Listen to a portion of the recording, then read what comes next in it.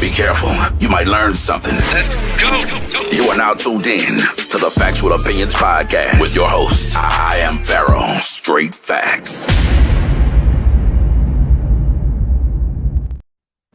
What's up, world? This is Factual Opinions Podcast, Season 5, Episode 13. We're calling it Muddy Waters. The reason we're calling it Muddy Waters is sometimes, even when your boat breaks down out there in the middle of the creek, you still got to get to the other side. You may not be able to see what's at the bottom and what's swimming around, but you got to make do and keep going in life. So it's your gracious and humble host. I am Pharaoh, checking in with Will West, the best Nate. You know it. We are without the services of the Brown Bruce Wayne Big John today, just handling some life situations, but always in our hearts. Yeah, wish he was here. He might pop in the comment section at some point, but we're gonna roll on today. A lot of things to get into. First and foremost, yesterday was Bobby Bonilla Day. For sure. Another $1 million being cut by the Mets. I really wanted to come on yesterday, actually on the day. But for those that don't know who Bobby Bonilla is, he is a former 6-time MLB All-Star third baseman and outfielder, played in the major leagues from 1986 to 2001. Now, why is July 1st of every year Bobby Bonilla Day? It's Bobby Bonilla Day because despite him last playing in the majors in 2001 and playing for the Mets in 1999, every year on July 1st, he gets $1.193 million starting in 2011 and will continue to receive that until 2035. Due to his salary being deferred with interest, an agreement that the Mets made with him to not have to pay him what was owed at the time, all in one lump sum. Crazy. Exactly. He should kiss his agent because that is one of the sweetest deals I've ever seen happen. That was one of the most beautiful deals we have ever seen in sports history. We'll never see anything like that again. No. But certainly, Bobby Bonilla, he said he gets more text messages, and calls on that day than he does on his own birthday. And That's what happens when you get a check like that every year. I was gonna say, I'm gonna have to look it up. I'm gonna look the structure of that contract because I do a lot of reading on contracts, and I really need to read that contract legit verbatim and see what all was put in that contract. Yeah, well, the Mets messed up, so to speak. Not because Bobby wasn't a good player. Obviously, like I said, a 6-time MLB All-Star. But again, his services, he hasn't played in the major league since 2001. Yeah. For the Mets since 1999, and to still collect $1 million per year. Yeah. Now, I'll tell you who else was like that for the longest, though. The Reds were still playing King Griffey Jr. That's true. Yeah, they were. Longest. Yeah. They were still paying him a lot of money after he left. I mean, it happens in other sports, but it's mainly baseball. Yeah. You see that in. Where it hurt the most, where they get hit the hardest with. So, yeah, it happens. Well, they have the highest payroll, so. Yeah. And I want to make sure that we tag everybody. So sure. I want to go to. I'm doing it too. So yeah, I just had to do the sharing first. But yeah, that I'm gonna say that contract is probably the diamond amongst other contracts.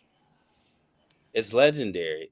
Yeah. So we're talking about 2001. So we're talking about he hasn't played in the majors for 24 years. And he's collecting $1 million a year. Legendary stuff. Man, so hats off, salute to Bobby Bonilla for collecting your $1.193 million yesterday. I don't want to say for doing nothing, but it's kind of hard not to say for doing nothing. It's kind of hard. It's a pension payment. How about that? It definitely is. Other things, I was debating back and forth whether to speak on this or not. And as much as I want to, I am gonna pass. I'm not gonna say what I want to We say. can just say the news. Let's just stick with saying what the news is. You Sean, see what you just made me do? You see what you just made me do? I start maybe we sweating, bro. should start with that. Maybe we should just come back. Yeah, yeah. Let's think about that. We'll Let's think about we'll, that. We're we'll gonna. ease in What's up, towards. A? What's up, Amber? But yeah, let's think about that first before we even go that deep, bro. I don't think we should just jump into that. Hold on, let me turn this I've light been off. advised by multiple people not to really get into it. So Yeah, let's leave that alone. Okay, that's good light. Let's leave that alone. We're not gonna. We can say what the verdict was. We'll talk, but like you said, let's come back. Let's finish with that. We can finish with that. I'm gonna touch on it. Pause at some point Yeah. during this episode, but okay. So we'll keep it strictly about sports. We'll get into NFL news. There was a team from Allegheny County in Pennsylvania who I rarely talk about on this program for obvious reasons. Hmm. Arch nemesis of our beloved Cincinnati Bengals. But for the sake of being unbiased, I do want to mention them because the Rooney family attempted to make some more moves. Oh, good looking Amber. What's up now? Good looking woman. Um, what Uncle Bernie say? And looking good too, woman, like a bacon and egg sandwich. But the Steelers, I don't like talking about much, but let's go ahead and get it out of the way. Yeah, So obviously, they've added Aaron Rodgers, yeah, Darius Slay, and most recently made a trade yeah. trading Minka Fitzpatrick back to the Dolphins in exchange for Jalen Ramsey. Now, You one could know argue, what? But I don't. I will never. That argue. I'm not fearing them. I still don't fear them. Because now, last time Jalen Ramsey seen us was in the Super Bowl when he was fried rice. okay, now are you saying that because you a Bengals fan, or do you really believe that the Steelers are the new over the hill gang? I feel like they're the over the hill gang. So we know Aaron Cause Rodgers no longer go discount ahead. double. No, he's basically a refund check. It's not discount nothing. It's a refund check now.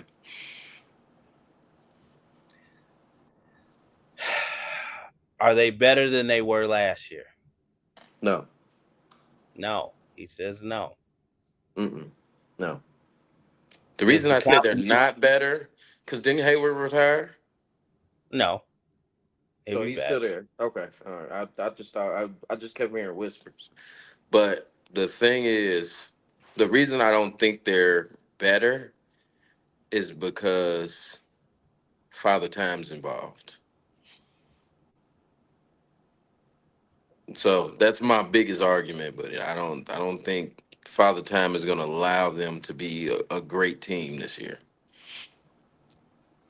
Well, that's the hope of all Bengals fans, right? Is that these moves are too little, too late. These guys are not what they once were. I can tell you this: Jalen Ramsey does keep himself in phenomenal condition and shape, though. For sure. Um, certainly But at the he very puts no fear in nobody on his Bengals roster. no, it's not a fear, but I think even Uno and T, realize with Darius Slay and Jalen Ramsey out there, they're gonna have to work a little bit harder than maybe they did against the corners that Pittsburgh had last year. Yeah, for sure. That's that. I'll give you that.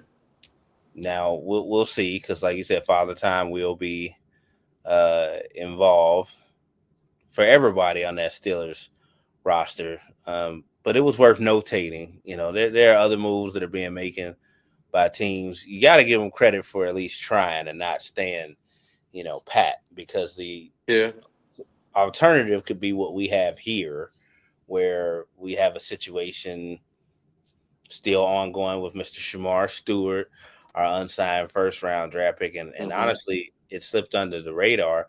I didn't realize that our second round pick, Demetrius Knight, was not signed. Nope, he is not. Which was really surprising. Now, at least he actually did participate in, mini camp and off-season workouts. So he got his feet wet a little bit, but still concerning that our top 2 draft picks are unsigned. So what do you think needs to happen for those 2 picks to be signed? Well, it's kind of outside of front office work. Well, we can't remove them from the equation because that's part of it. Well, I'll start with the first round pick, Shamar Stewart.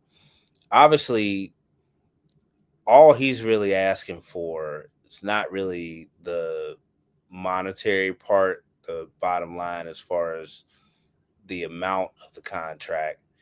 He's being very specific, and I know this is a little bit hard for some people to grasp. There's certain language in the contract that is different from previous Bengals first round draft picks ever that would allow them not to have to pay certain payouts or guarantees in the contract if he doesn't meet certain performance goals or he gets injured or something, are normally there to protect players.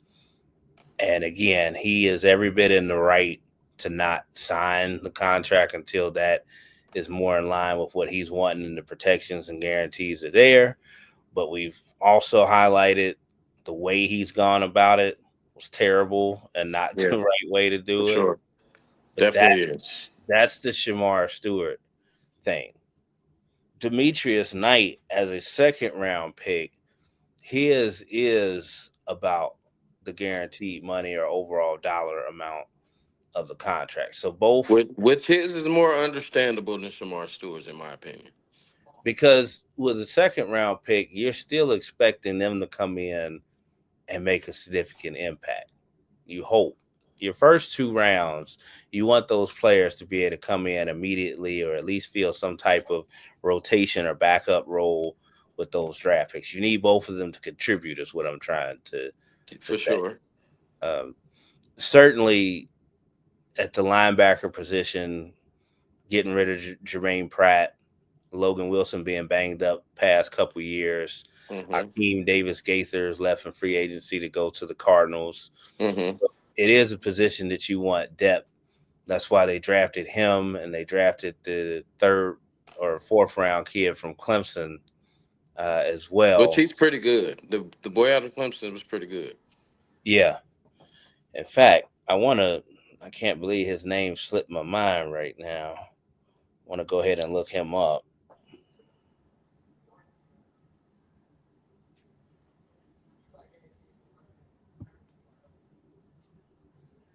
Barrett Carter out of Clemson. Okay. Definitely need him to contribute as well. Thank you for tagging everybody. I'll make sure I didn't forget anybody. I missed anybody? I got Kurt in there. I'll make sure you tag brother Rod Dollar Bill. He's a big supporter of the program always. Did you add him? I'm getting ready to add him now. And obviously, brother Kareem, a.k.a. Anthony Muhammad. Thank you for saying his name. Goodness gracious.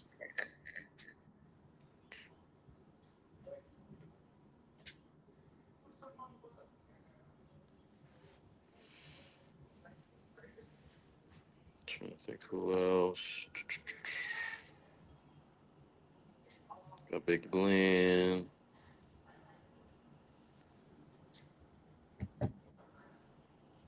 Treasure be in here sometime.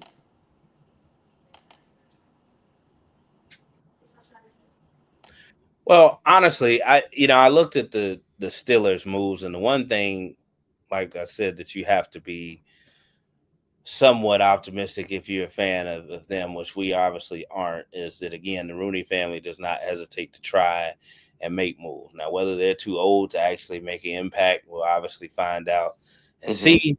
But they don't sit on their hands. They're always trying to make their football team better.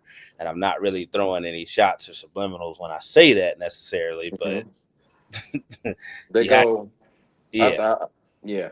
I feel like with this family, they always gonna be able to make moves, always, forever. But it's just about the moves that they make.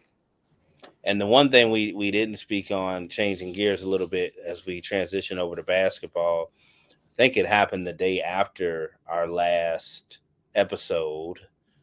Gut wrenching moment for Lakers fans. Some are happy about it, but if you're an old school diehard Lakers fan like me, the news that the Buss family was selling their majority ownership in the Los Angeles Lakers was just earth shattering. Yeah, that was the day. That was the day after. That was Yeah. literally the day after. So the Buss family and their trust agreement and ownership, they've had majority ownership since the late great Dr. Jerry Buss bought the team in 1979 from Jack Kent Cooke. Maybe it was time. The Lakers were probably the last team that was still being run like a mom and pop organization, even though they have all the money and resources out there that they have. Mm-hmm. Mark Walter taking over, who also owns the Los Angeles Dodgers, is going to this operation. Yeah, he gonna blow that up. Yeah, you've seen what he's done with the Dodgers so far. Mm-hmm. Now, the news was that Jeannie is going to stay on as governing, owner to help with the transition and stuff the next few years. So she'll still be the one to represent the Lakers ownership in NBA meetings and owners, meetings and stuff like that. And the Buss family will still have a minority stakeholder similar to Mark Cuban down in Dallas, who was So not. wait, the guy that bought the team, is that the one Magic Johnson's affiliated with? Mm-hmm. Okay. I just put Magic in front office. Jesus, peace. Well, Magic likes that role that I have, so to speak, at times with Schroeder, where I'm not affiliated, but I'm affiliated. Yeah. That's really what that role is. Yeah. He doesn't want to have to be obligated to come in there on a daily basis. For sure. But he still wants to be. I think he will come in there on a daily basis though with this change. Magic's all over the place though. He is. So, and I mean, he got the football team, got the baseball team. He's touching all three sports right now. And the football team is all the way across on the other side of the country in DC. So Magic is a little bit everywhere. Yeah, but that was very, shall we say, surprising because nobody really was talking about it leading up to that. And obviously the Buss family didn't tip anybody off that, the team was going to be sold. In fact, Jeannie's always said, I'm not going to sell, the Lakers, as her father, asked her not to. But again, when somebody offers you $10 billion, a whole lot whole lot can change really quickly. So that's what happened in that scenario. But I think most of the league owners were happy because they feel like it'll be run more like a business now. And we know instead of a family business. Yeah. And we know that Mark Walter will stop at nothing to, purchase good talent and probably won't mind going over the salary cap limit and paying the luxury tax for the Los Angeles Lakers. That's not the only news in basketball because my other favorite team, apparently has decided on their new head coach. Turn the effing Jets on, Mr. Mike Brown, former. I called that. You see, I said I saw that you tagged me. Yeah. So Nate was right in picking who he thought would ultimately take the helm for the New York Knicks, and it was Mike Brown, former two-time NBA Coach of the Year. Once with the Cavaliers and once with the Sacramento Kings. He also had a brief stint as Lakers head coach. The one thing I can say about Mike Brown is he's a really good coach. He Yeah. learned from some of the best. He was on the staff in San Antonio for years with Greg Popovich, and he also spent time as an assistant with Steve Kerr in Mm-hmm. Golden State.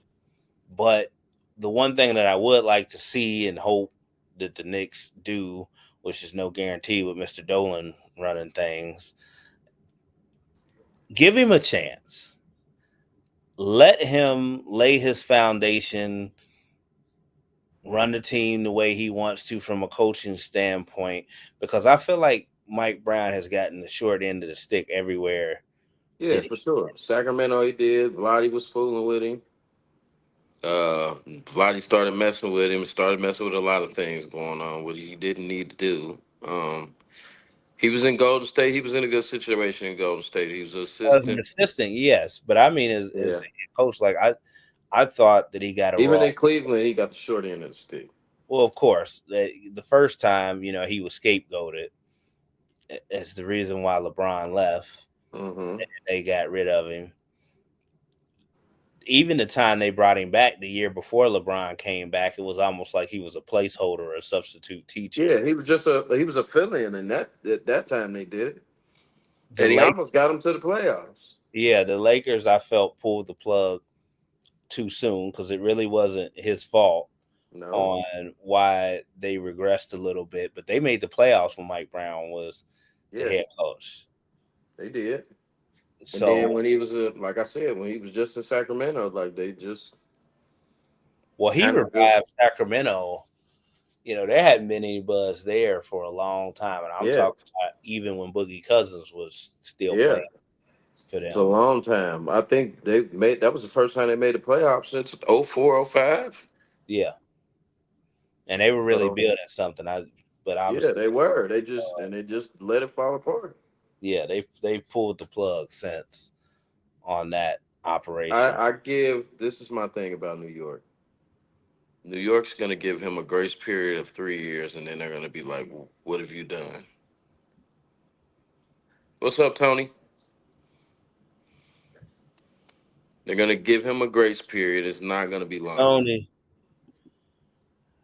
They're well, gonna what's give. his grace period though? Because my whole thing is like Thibs and his scheme or not, he made the Eastern Conference Finals, which Yeah, was for sure. overachieving for what the expectations were coming into the season, and he got fired for So making this the is my Eastern Conference. thing. Now that y'all made the Eastern Conference Finals, their expectation is gonna be the finals this year. It's gonna be finals or nothing. That's the first You time as a in 25 Knickerbocker years. fan talking about get out of here and all that other stuff y'all be doing. Them New Yorkers be doing. Son, B, word to my mother. Y'all expectations are higher now. Y'all think y'all supposed to be in the finals, You which got I don't Spike think is Lee over gonna happen. there courtside with everybody else, and Tracy Morgan and Fat Joe and the gang. Tony said that going from Thibs and Mike Brown is really a lateral move I agree. here, coach.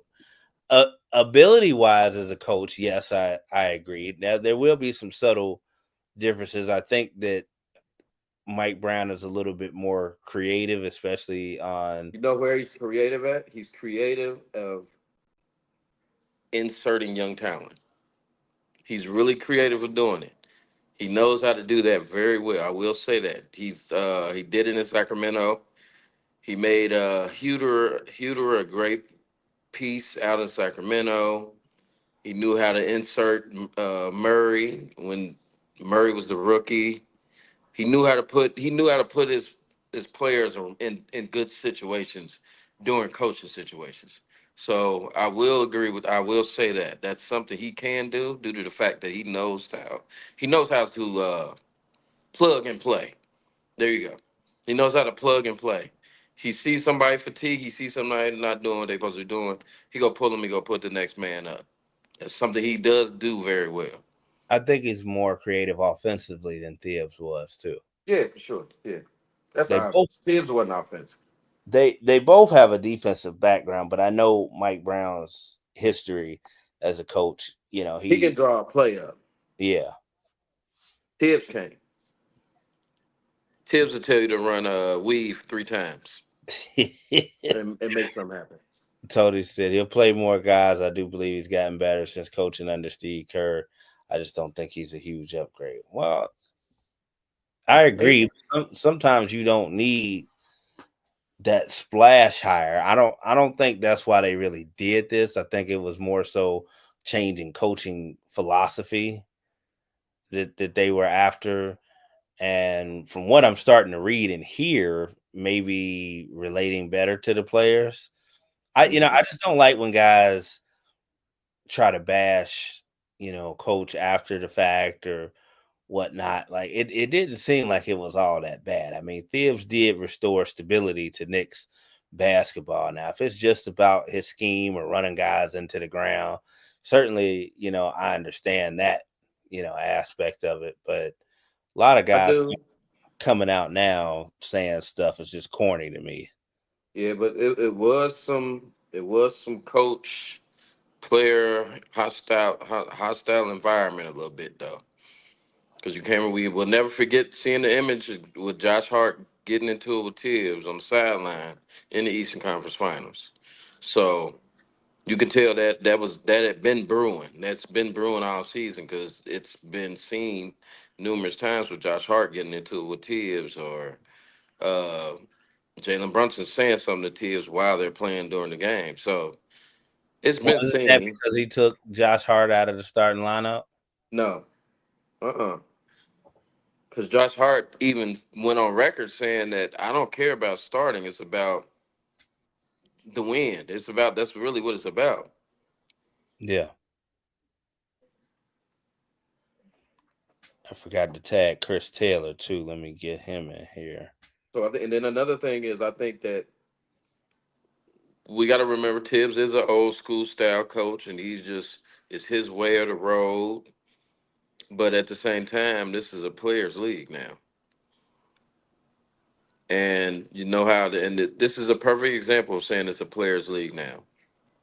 The camaraderie of that team of the OKC Thunder winning this championship and them being joint as a team, as a family, as they represented, that shows that these players work together to get this ring. It wasn't even all about coaching. It is a Laker t-shirt, I'm brother. glad you peeped it, Tony. I obviously you may not be aware that I've had dual citizenship in Wakanda and Zamunda since I like 1990. how you put that because Yeah, it's crazy to me. It's berserk. yeah, I'm good wherever. But in those two towns in particular, it's been the Let same. me wear a Spurs jersey. I ain't gonna hear the end of Again, it's been the same since 1992. So y'all might just be catching on, but I've done the same thing. it. It ain't new to me. I'm just saying. Vlade Divac and John Starks jerseys is what I was gifted as a kid. So Who gave you a Vladi jersey? my mama now say something. Because Vladi got traded for one of the all time greats. We know Jerry West had the foresight to trade Vlade Divac for the rights to a 17-year-old kid that 12 other teams passed up on before the Charlotte Hornets drafted him. I know Allen Iverson even said that. He said, man, if we could go back and do the 1996 NBA draft, which was one of the greatest and deepest of all time, Kobe Vladi would have called been the first pick. Vladi called Jerry like, "We did it, my nigga." Who is this? Vladi Dottie. Vlade Dottie. Vlade with that uh. He learned from one of the greats. He learned from Kareem Abdul-Jabbar. He ain't learned the sky hook, but he learned the post moves. So was it me or was the NBA draft, as usual, a little bit anticlimactic now? I'll say this: we're running into drafts now that kids are coming from different avenues and different areas. So we don't know who these kids are from a can of paint. Outside of Cooper Flag, it was kind of a wash after that. I knew a couple kids because they played at Duke. I knew a couple kids that played very well during the season that I seen that were shining stars, but the draft seemed more of. I agree with you. It did. Yeah, it did. The NBA draft has always been top heavy, Yeah. but what I It was wasn't. No, no, no. Hold on, no. I'm not gonna say it was top heavy this season, this year. It was not top heavy because there was a lot of guys that were noticeable athletes that did great in college that were all second rounders. It was a it, lot of them. it wasn't deep though. I've seen other drafts, and even it's not even the No, foreign no, guys. no. We haven't had deep drafts and. Because somebody was asking me about that. One of my followers was saying, "Is it because there were so many foreign players?" And I said, "No, not at all." But even they don't Wasn't come in. that many foreign players drafted this year? Even they don't come in with the same buzz that they used to. Nope. Like, and this is pre-internet. This is pre-YouTube and stuff. Like, you knew who Pau Gasol was. You heard the Yeah. buzz about Tony Kukoc or Vladi or Arvydas Sabonis. These guys coming over. Pau Gasol, Yao Ming. Like, they were known commodities even before social media. But did So you know what you just did right there? what's that? You just named almost all of the most dominant international players that have ever been in the NBA.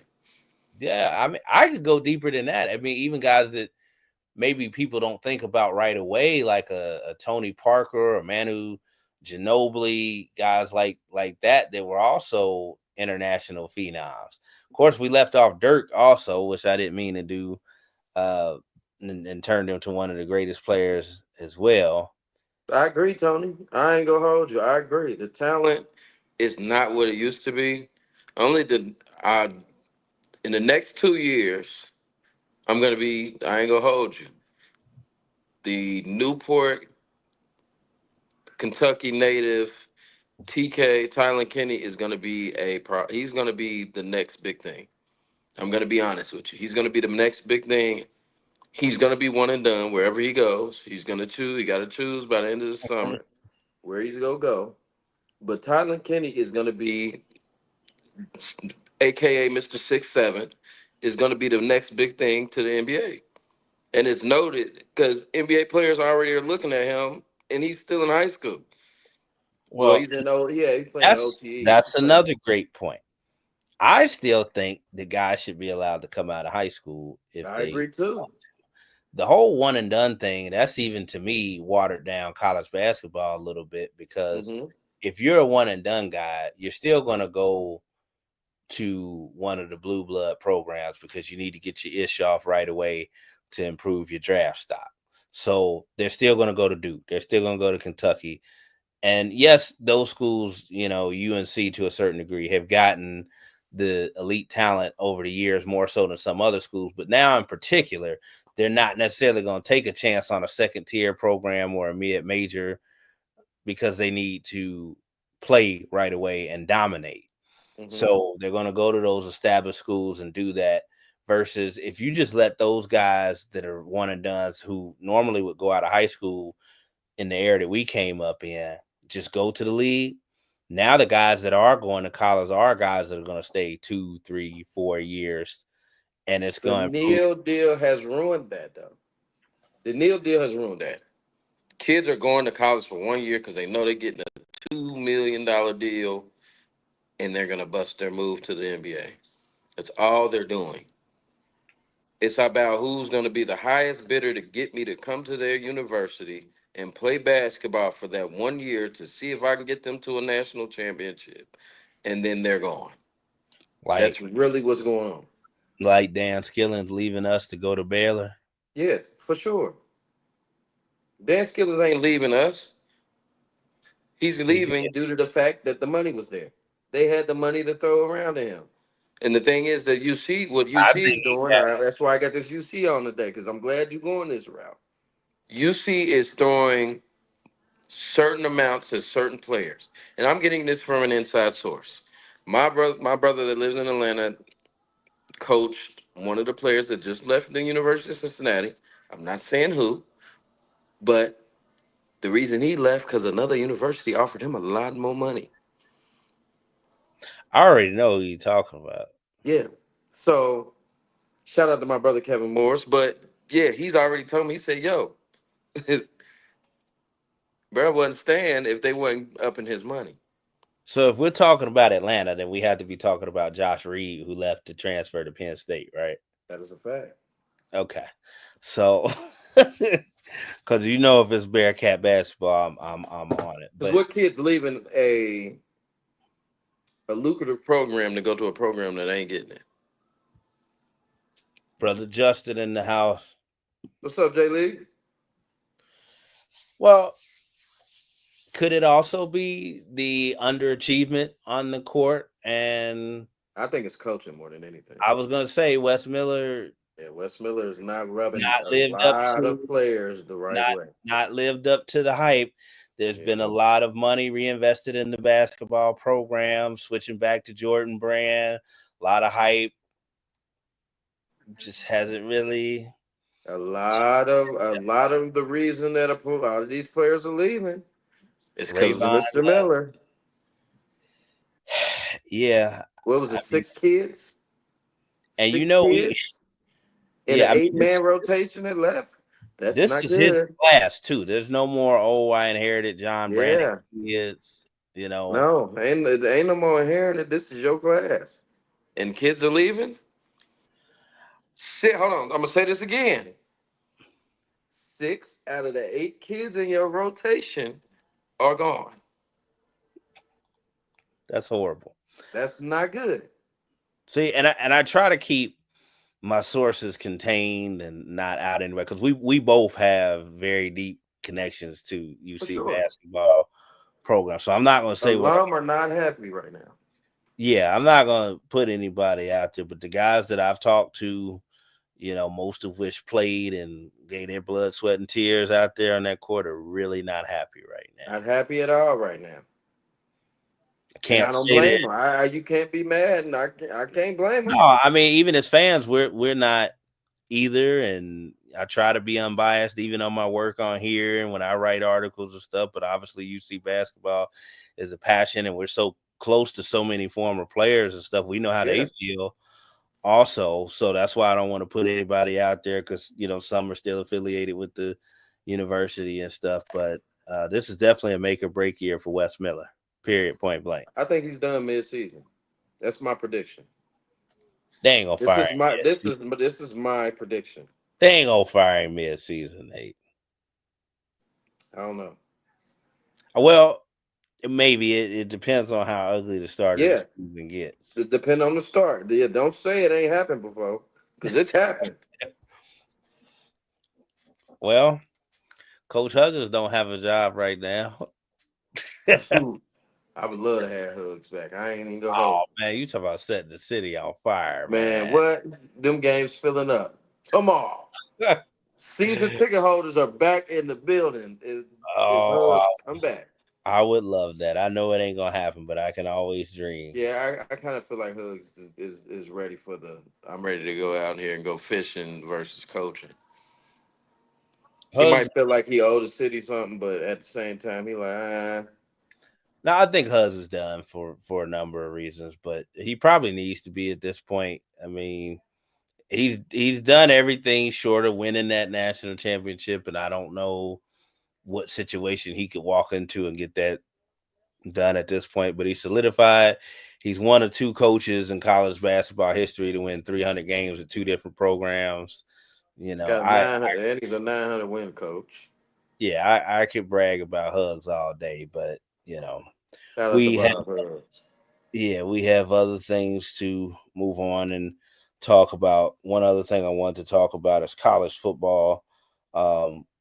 Shout out to the father of my best friend, Jeffrey Lawrence Sr., who sent me Mr. Lawrence sent me a message from Chat Sports Board, one of their videos talking about the upcoming college football season. Now, I'm a college football fanatic and connoisseur, so I'm kind of picky about what information I take in or what sources I even quote on the air. Joel Klatt is one of the best in the business. Mm-hmm.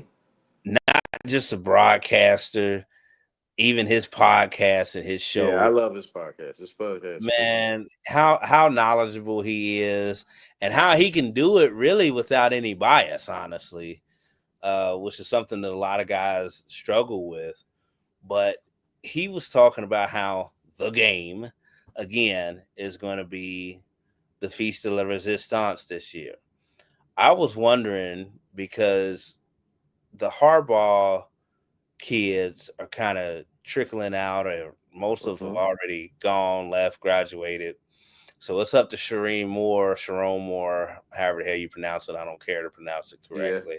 I know you're talking about. To keep that pipeline going.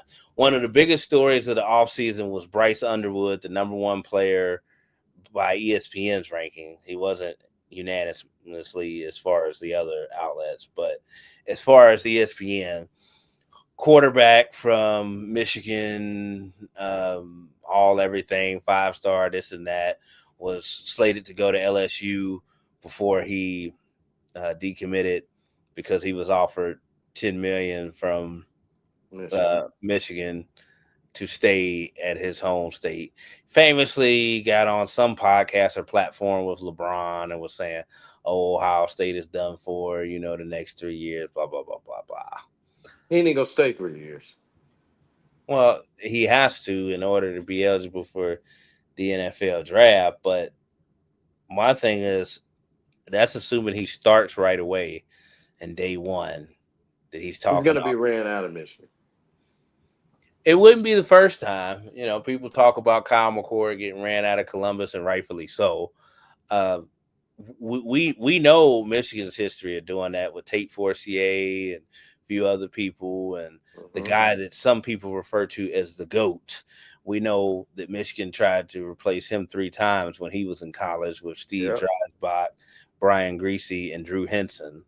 So it's in their history and DNA to do so if things go bad. But let's just say this kid does start right away from day one, Bryce Underwood. I asked a question in the group chat leading up to this week's episode. Who are we thinking is going to have the better season this year? Presumed starter in Columbus at Ohio State, Julian Sain, or Bryce Underwood, the true freshman at Michigan? Nate, go. You. You know my answer. I don't do anything up north, so I'm just like you. I'm about as bad. So I mean, if I truly thought that Bryce Underwood was going to have a better season, I would say it. yeah, I mean, I just don't see it because he doesn't have the pieces up there to be successful. In my opinion, it does. He's got like a lot of guys that were there last year that were underachievers. Look, So look at brother Tony. Some people he is a go chill with them Colts.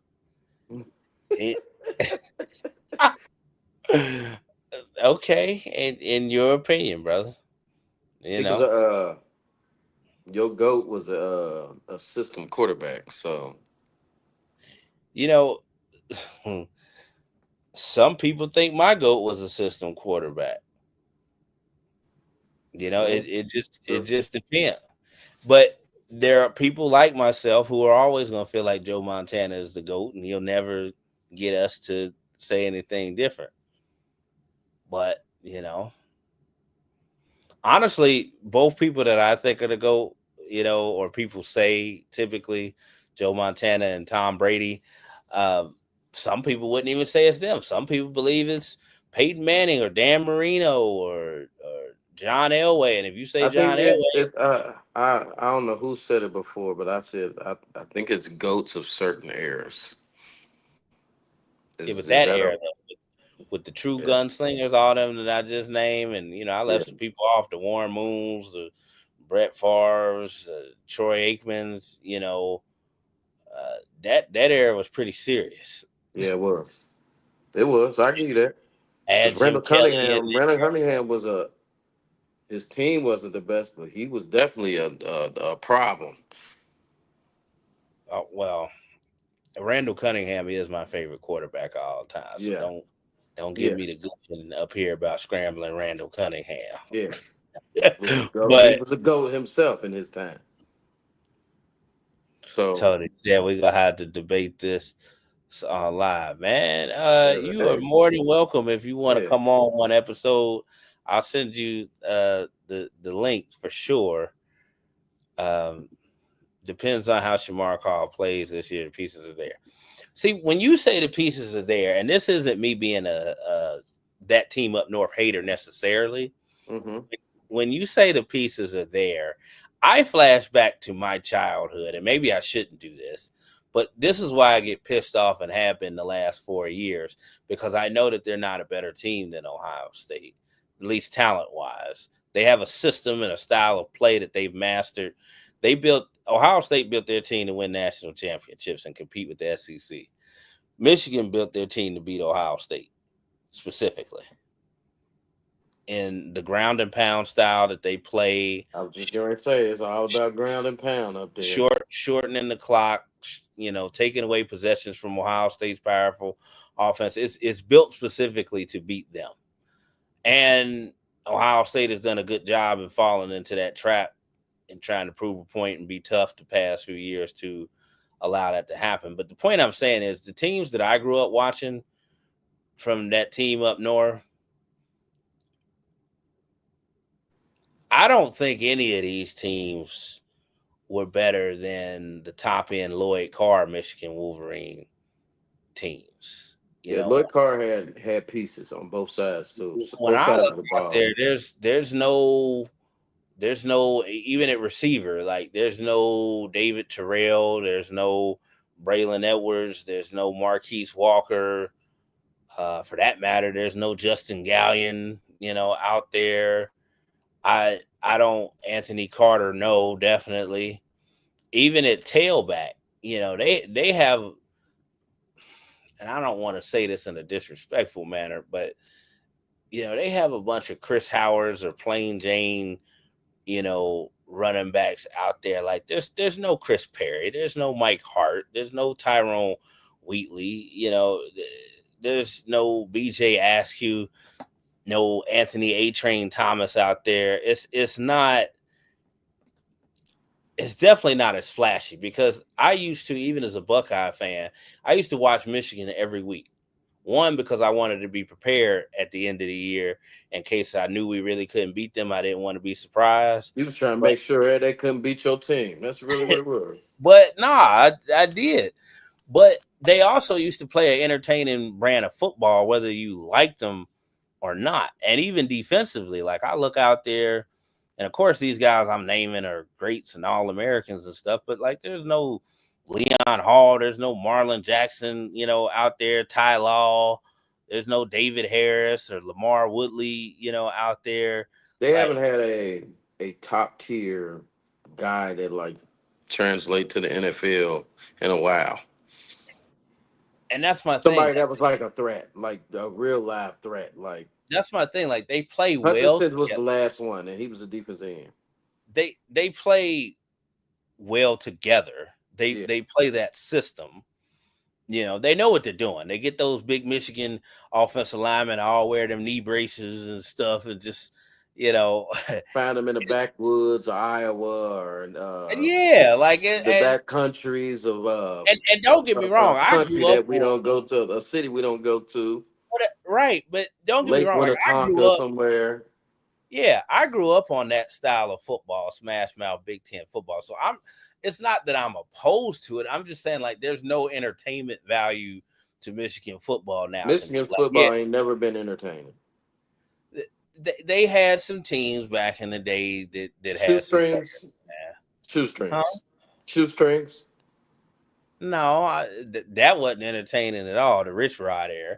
No, I'm talking about Lloyd Carr. I'm talking about the A-Train Thomases, the Chris Perrys, the Charles Woodsons, Ty Law. Like you keep naming them same names. We ain't seen nothing since, Al. That's what I'm saying. Like it's not the same entertainment. Don't name them. We know they was the entertainment time. Don't name that. Name a time where it was entertaining outside of that time.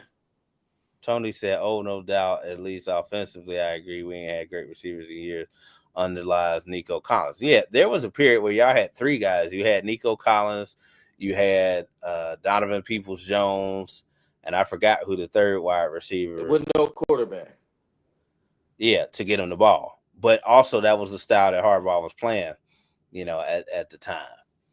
So that's my thing. So I'm picking, going back to the original question, I'm picking Julian Saban because he still has the weapons in Columbus around him. And he was the number one overall quarterback in some publications coming out for the class of 2024. He spent his freshman year at Alabama and, of course, transferred to Ohio State after Nick Saban retired. So I'm not really looking at a regression at quarterback for the Buckeyes. In fact, some people believe it might even be an improvement over Will Howard, because Will Howard, yes, was a gamer. He was a winner. Certainly a guy that added a lot of energy into the locker room. But he could take you on one of them, up and down spells at times and make some head scratching plays. Now, ultimately, he did win with the chip and the trophy, so he did what he was supposed to do. But they say Julian Saban is going to provide a lot more fireworks if he can stay healthy, because he's a lot smaller. He's like Yeah, I'm about to say he's small. 6'1", 200 pounds, So I don't expect a lot of running from him this year. It'll strictly be a lot of pocket passing and extend plays.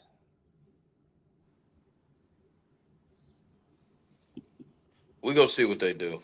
Tony said, I mean, that was good enough to win the Natty last year. It ain't just about y'all. Well, we are the defending national champions. So, 2023 is over. JJ McCarthy plays for the Minnesota Vikings. They said defensively we've been loaded recently. Offensively, no great receivers though. I don't believe that you are loaded defensively. I just believe that you have a scheme and a style, play that Michigan plays really well, and the offense puts them in favorable positions as well with that 3 yards and a cloud of dust mentality and shortening the game, so the defense isn't on the field getting tired and gassed a lot either. But there are holes that can be picked in that Michigan defense. I don't want to get too into that yet because we got all college football season. Yeah, we ain't even hit that point yet, man. They ain't even had spring game yet. Jeremiah Smith, made a quote yesterday or the day before about not coming to Ohio State to lose to that team up north, and he's going to make sure that he doesn't lose to them again in his next 2 seasons. So I like it, but for right now, it's just talk. I need it done on the field. So that's where we're going to go with that and transition. Yeah. It's going to be a tough one. Well, it'll be up in Ann Arbor. We'll see what happens. But like I said, we got plenty of time to spar on that. Speaking of sparring, transitioning over to boxing, Deontay Wilder fought his unknown journeyman opponent in what was it? Was it in Kansas? Yeah, it was in Kansas. Okay. Remember, we was trying to figure out that fight time. It was like, at first it was saying it was like somewhere else, and I'm like, no, I think he's fighting in the States. I don't want to do that to Champ, man. I really don't. I was hoping Coach was going to come back through for this boxing. Yeah, for sure. Segment so we could get some of the kids on there from Real Deal Boxing Gym. Shout out to them. They have some of the top tier talent in the nation, as Roy Jones once said. They have 3 world champions. They have three kids that are national champions. As Roy Jones said, some of the best amateur talent comes from Ohio, and in particular Cleveland and Cincinnati. We just need kids to keep their head on straight once they get to the pro ranks, Adrian Broner, and focus on the craft and not what comes along with it. That's a fact. So Deontay Wilder got his first win in several years, beating an unknown journeyman. He did knock him out at least in the 7th. They stopped the fight. It needed to be stopped. Yeah. It started turning into a wrestling match, and I was like, oh my God, here we go. I was fighting my sleep watching this fight. I'm like, oh my god, this is just this is bad. It It looked bad. Say no, looked it wasn't bad. me. No, But a you look. win is a win. Yeah, but I want Champ to retire. I think he's still pushing for that Anthony Joshua fight. I'm not gonna hold you. I Who think wants to see it at this point? I know that's a fact as well, Al. But I think he's still pushing for it. I really Definitely follow in the footsteps of Lennox Lewis, and it looks like Tyson Fury is going to stay retired now too. No yeah, I've one seen is that going. early. I've seen that earlier. When it's over, it's over. Yeah, when You it's got over, it's over. you got nothing to prove, champ. At all. You walked into a boxing gym at 19 years old, started very late in the sport, won a bronze medal at the Olympics, became first American heavyweight champ in what was it, 10 years at that point almost. I think it was a little. It was just at 9. He was still at 9. Okay. Uh Shannon Briggs at that time, the Cannon, was the last champ before him of American blood, and reigned as champ for 5 years. Deontay Yep, Wilder is going to go down as one of the greatest knockout artists of all time in boxing history. You that know, is a a lot of fact. people He give will. a lot of people give him flack, but Champ had a wonderful career. Yeah, for sure, he did. Definitely had one of the most dangerous right hands in boxing in this last century. Also was one of the most had one of the most exciting knockout follow out. Remember, he was trying to prove his point against what's his face? He had the locks. What's his name? Remember, he knocked him out cold. Oh, Bermain And Stavern. yeah, Stavern, and he tried to. The ref had to wrestle him away. So yeah, that goes down in history because that's one of the most I think the devastating most knockouts we've seen. devastating knockout though that I saw was when he knocked out Brazil. Brazil was tough. Yeah, I give you that. It's between Stavern and Brazil because And it was the first round he hit Stavern with the Euro knockout. So it was just like that. We ain't never seen that. So that's really what made that stand out more than anything. The Stavern, but so Brazil was tough. I was a huge Deontay Wilder fan, and I still am.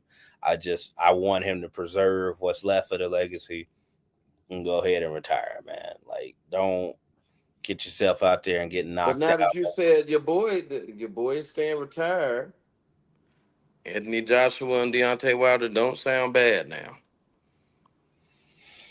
I Even mean, though from it ain't for a belt, everybody wanted to see the fight. That's really what everybody wanted to see. yeah, I mean, and for name recognition, it would still ring bells a little bit.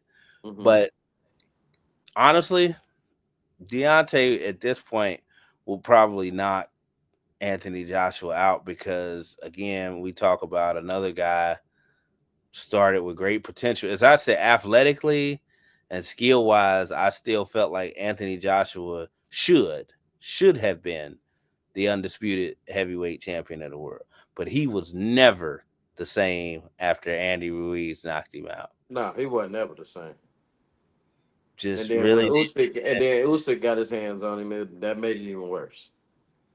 He could have knocked out Usyk too, but he never was willing to engage at the same level. Nope, never. Was always He worried didn't about engage at all in that fight. getting hit back since the Andy Ruiz fight. Even in the rematch when he beat Ruiz, it was, I mean, he beat him, but it was very He was lackluster. standoffish. He was backing Yeah, up, using his just jab, really yeah, aggressive. He was staying yeah, away. Yeah, he was staying away from no fight. yeah. So I guess I would maybe still want to see that. I don't know if I would want to pay a whole bunch of money Well, to you know see we it. ain't paying no the whole bunch of money over here watching that fight. But the fight that everybody's talking about and the promotional tour that led up to it, Canelo versus Bud Crawford, is underway. Did you see Canelo push Bud on stage. I think Bud was proving a point. Like, bro, you ain't bigger than me. Did you see that? Did you notice that? Bud is pushing. He's trying to let Canelo like, no, like, bro, nah, no, no, no, no. We about the same size, bro. You was where you was. Everybody been talking about me moving up this weight and jumping these weight classes, bro. I'm right here with you. It's the same height, same range. What I heard was Canelo tell Bud, "You haven't beaten any elite fighters." I did hear that as well. so, That's yeah, that's tough. so would that include But the your boy? crazy thing about that is, I really can't argue with it. Nah, y'all thought that your boy Spence was elite. Spence was elite. That's the only one you can put on there. And I don't want to hear that crap that you and Darren gave about his eye and all this other stuff. I That mean, we know his eyes. He walking around with the Terry from BMF eye right now. So that's I so mean, we cheap. can't. I mean, we can't say nothing about that. That is But the eye had nothing to cheap. do with that fight at all. Thank you. No, at all. Because I've I'm been like, watching that is so boxing. cheap to try to take that away from Bud. Like, Excuse me. just be real. Bud got it. You all right there, brother? Yeah, I just went down the wrong pipe. My bad. Yeah, man. Don't No, take that Bud. from I Bud. didn't take anything. Did I took that? I walked away from that, didn't I? I washed my hands, everything. He whooped his No, ass. I after said you it. Yeah, I almost said I was just shocked that it went down like that, bro. kicked me out of your house, well, Nate got so mad. He started raising his voice.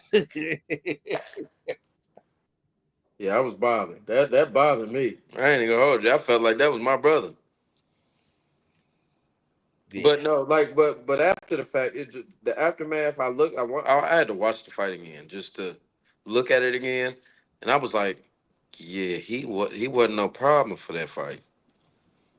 Yeah. Being outmatched is something. When you outmatched, you outmatched. You can't do nothing about that. Well, I kind of told y'all that would happen, but well, I guess since nobody's tuned in at this point, this would be a good spot to sneak in what we alluded to earlier and gone and exit. And watch everybody tune in when we get this started. Okay, here we go. So, Mr. And I love Michi. I really do. We go way Shout back, out to man. Meeks, man. Let me add. Hold on. We ain't gonna start. Let me get back in here so I can. He ain't I'm gonna showing add. up tonight, man. Now Meeks will show up. He ain't doing nothing. He at home. He fine. We both added Michi twice on here. He ain't showed up this episode. Let me get him back in. I'll get him back in. I will get him back in. While Nate is trying to get brother Demetrius McKinney to show up in here, because I really don't want to start until he comes.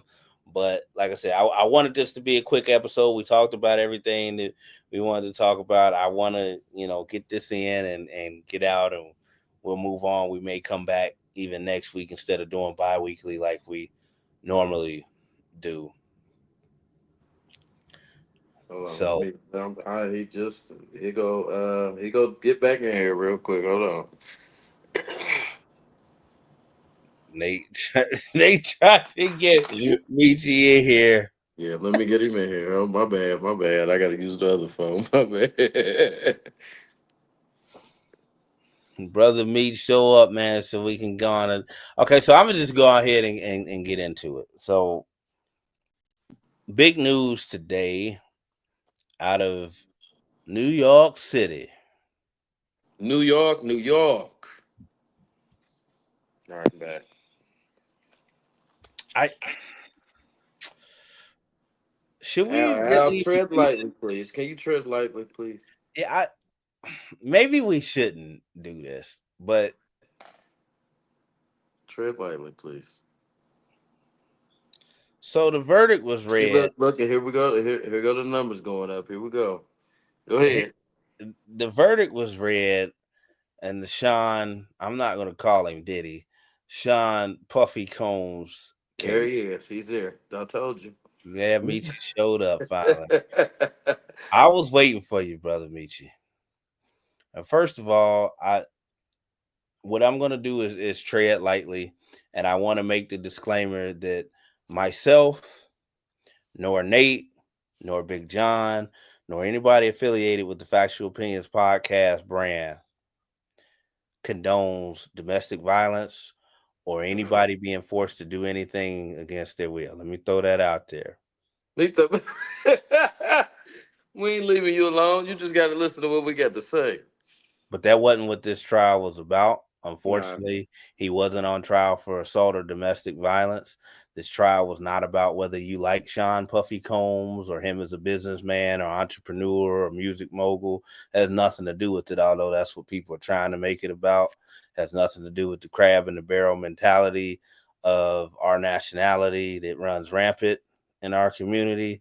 It has nothing to do with that. And what it has to do with is the charges that were brought against him by the feds, who have a 98% conviction rating, by the way. So if you want to blame anybody, blame them and their unlimited resources with our tax dollars that they use, where they could have compiled as much evidence as they wanted, but it didn't add up to what he was being charged for. Mm-mm. That's why he was acquitted of the 2 serious counts of racketeering, the RICO charges, and obviously the sex trafficking. I'm not going to go any deeper than that because I'm not trying to get us canceled.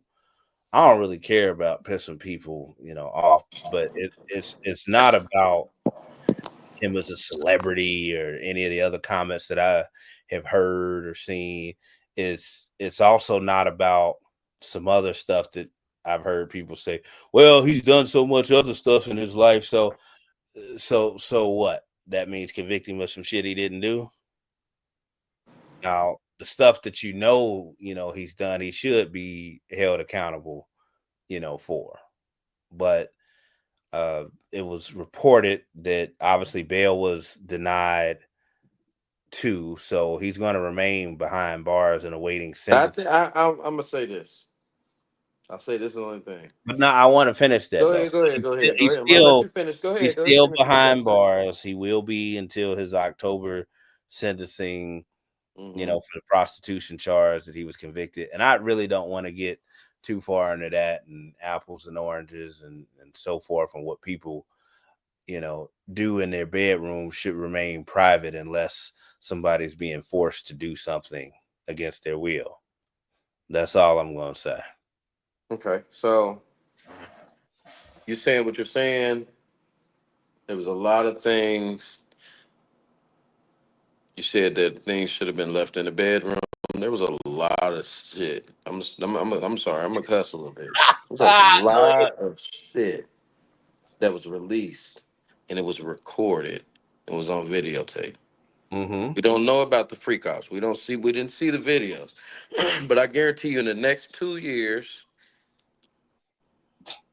or in the next year, the freak offs will be released. So that's one thing. The second thing is I have to say about this in regards to this. When it comes I had to explain this. RICOs are usually cases built up against one person over a numerous amount of years. This was built up in like 3 to 4 years. But the thing is, with this RICO cases go state to state. Due to the fact that it was in the state of New York City, that they've been, what is this, the third time they've been wrong with a RICO case? I don't know about the number, but I know, again, that it's a 98% conviction rate from the feds, so they're usually never wrong. But with the racketeering, No, I'm talking about prior to these cases in the last 2000. They've done 3 RICO cases. They've only been successful. No, they've done 4 RICO cases. They've only been successful on one of the RICO cases in the state of New York. I looked that up earlier. Even in the state of New York, is you have to establish and prove the racketeering charges and the criminal organization that took place as far as the enterprise itself. Yeah, what they were for trying sure. to do was turn freak offs into, They was trying to make that a freak. They was trying to make that a RICO case. And I did that. That was the number one thing I realized. I'm like, well, this freak off stuff, they making it seem like this was a game or what legit having parties and just having freaky activity going on at these parties. I'm not, like you said, we're not condoning anything dude said or was doing or with the Vaseline or the KY, just whatever, all that stuff. as many The thing people is, that the engage, problem. as many people that engage in, and I don't even know if we should be talking about this, but the stuff of their choice and fetishes and everything else, I'll try to tread lightly on that. That itself is not a crime. Mhm. And the swinger lifestyle and stuff that certain people engage in, if that's what they do, that's what they do. Again, the emphasis is on, as long as everybody involved is a willing participant and not being Mhm. forced to do something. I'm going to That's leave very. it. Michi said, "Is there a way to join the stream?" You gonna let him join?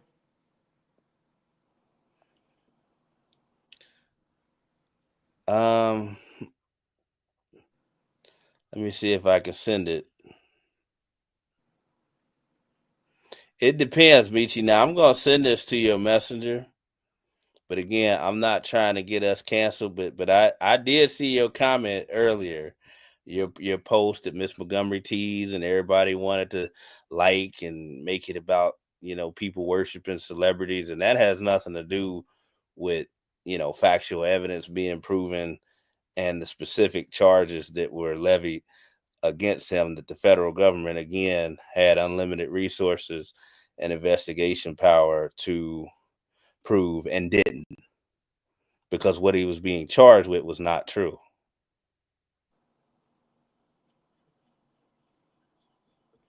Here we go.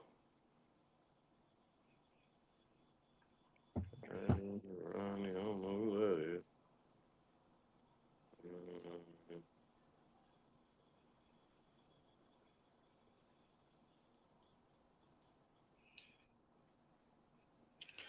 Did he get it?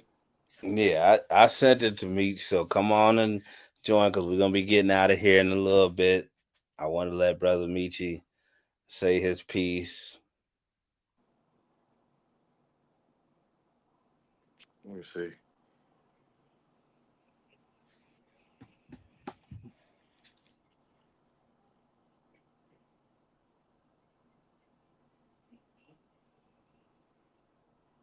You send it to me on Messenger. Let me see if I might just send it to him on in a text. Yeah, it said he viewed it. Oh, okay. All right. You're probably trying to figure it There out. he is, Brother Meech. Brothers, My brother. What's up, Brody? man, dealing with these fucking dogs right now. Go. Oh What Lord, here we what go. what you sipping on over there, man? Some noble oak. I'm a bourbon drinker, This so his go. Yeah, he with me. He I'm a with bourbon me. guy. So Sophisticated bourbon drinker. no, it just I'm too old for fucking Hennessy now.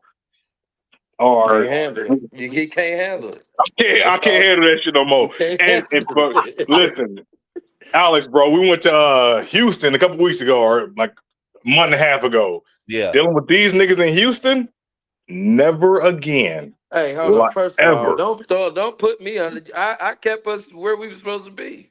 All right, I'll be quiet.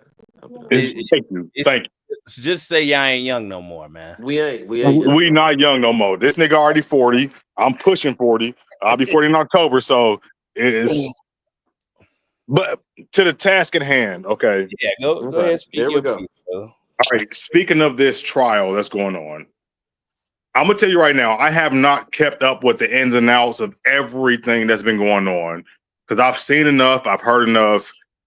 So being a father of three, having two boys, one girl, right? Mm-hmm.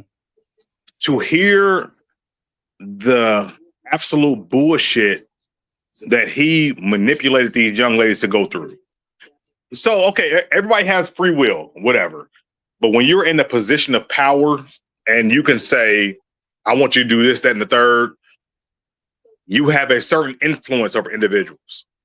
Okay. He was manipulative to the point of being able to have this young artist. She was trying to make her way in the industry. Okay, this person that I idolize for X amount of years can get me onto this stage by doing this, and the third. He was a master manipulator. Point blank, period. Were they willing participants? Yes. They were willing to do the shit. But when you have a certain level of power, you're willing to do certain things to appease certain people to get to that level. I would never want any of my children to be around a person like Diddy, ever. This motherfucker did some heinous ass shit, and we accepted it because we looked at Diddy from the point of all about the Benjamins and all this. As a lot of CEOs and powerful men do, yes. Yeah, right. We put more scrutiny on black men because we know for us there's a very small window of acceptability. We are held to a higher standard of what we do on a day-to-day basis. Okay. So for you to do this to another minority, and I'm gonna say this, and I don't want you to get canceled. Had he done that to, a person of a different persuasion, not us, but it might have been like, okay, whatever, they deserve it, type shit. He but going to do under that, the jail if he do it to somebody like that. But if he was able to get away with that shit the way he did with Cassie or whatever her name is, it would be a different story. So he did that shit in the worst way to a person that was looking to him for a handout, not a handout, but for a better opportunity. He took advantage of a situation. Okay. Now, while I agree with what a lot of you said, I want to put the emphasis on the willing participant part. Right. That does a lot away with some of the victimization portion, and it's not like she was a random person. She was in a relationship with Puff for a very long time. Now, I understand how those mental and physically abusive relationships can be, and how you feel obligated to appease somebody, but you still have free will outside of somebody putting a gun to your head. And a lot of the evidence produced, because I did watch a lot of the day in, day out stuff of the trial, were text messages, calls, and so forth forwarded where she was definitely down for the cause. It wasn't like she wasn't enjoying these freak offs and participated in a lot or some of them without Diddy also. But again, I don't want to get too deep into that. I just want to you on to let you speak your piece, because I felt your energy from your Facebook post, which sometimes is hard to do, but I could tell Brother Michi was on one with he was 30 hot. Yeah, no, he was 30 no. I wasn't mad, but it's like when you have a certain position of power or authority, do you take advantage? Like, even though, yes, she was a willing participant, but you have to realize, okay, let's say this. We're all pushing 40, over 40. Say you have a 21-year-old young lady. I ain't over 40. Stop throwing that out there like I'm over 40. You were 40. Bro. You at 40, goddamn. Over 40. I'm just 40, bro. Be that as it may, brother. 40. Let's just say this. We are pushing 40. We are all young men that we don't have that position of power. We don't have that financial status to where we can do whatever we want. But you have a 21-year-old young lady, being the person you are, you have, I'm not going to say you're manipulative, but you have a certain type of experience to where you can say, okay, I can teach you this, that, and the third. Essentially, what you're doing is you're manipulating the mind of a young individual to do certain things. Is it right that you know that you have this position of power over this young-minded person and continue to do the shit instead of being like, okay, I'm in a position right now where I should not do this with this person. I should not even attempt this. You feel what I'm saying? Like, I understand where you're coming from, and I understand. I'm totally for that. But you got to remember, we went to Hughes. When didn't we see 19 to 20-year-olds pulling up to Hughes, picking up But at any 15 to point was that ever 16-year-old right? girls? But at any point was that ever right? Ain't No, nothing. but what I'm Everybody, saying we is at know this ain't any right, point was it bro. right? Well, We look, I know get it's not right, bro. We know that. I get But the For him fact to be in a is, position he I was get what in to you're take saying. advantage of it, it's not right. Point blank. Period. I don't care who he is. I get what Meech is saying in that regard, but what I'm saying is, My bad. My dog's we coming can't in. we to Nate's point, we can't have that moral fiber and opinion on one hand just because it is a celebrity or somebody that certain people For might sure. perceive to not have acted, in good faith in certain business negotiations. Look, we all know that Diddy stepped on people on the way up the ladder to get For to sure. where Right. he's at. So did Jay-Z and a lot of other people, and I'm not condoning any of it. What I am stating though is specifically for me, I did not want the man to go to jail for trumped up, exaggerated charges that he did not do. Now, if he was being charged for what you're talking about, the harassment, the domestic violence, which he stuff was, like that, then Right. He was charged with prostitution. in this case. That's Right. not what the charges were.